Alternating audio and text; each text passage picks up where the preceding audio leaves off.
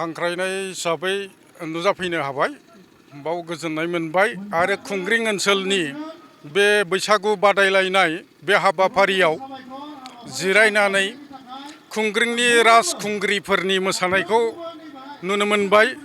खुंग्रिंनि राजखुंगुरफोरनि खननाय गोदै मेथाइखौ खोनासंनो मोनबाय बाव गोजोननाय मोनबाय आरो बे बादायलायनायखौ जाय बिजिरगिरिफ्रा बिजिरनानै बान्था होनायनि दिनैनि हाबाफारि लादों बे बान्थाखौ होनो मोननानैबो आं जथेस्थ रोखोम गोजोननाय मोनबाय।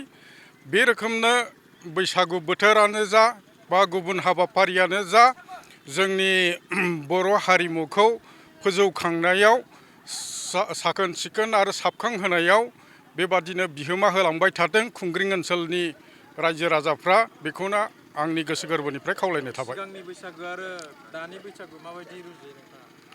सिगांनि बैसागुआ एसे क्लासिकेल बैसागु होननानै बुंजायो। माने नेचारेलि माने जाखांबोनाय मोनसे बैसागु बाहाय माखासे फोसाबनांगौनि बाथ्राफोर दंमोन। दा लासै लासैनो जोंनि मानसिफ्रा माने अर्गानाइज रोखोमनि बैसागु खुंनो लादों।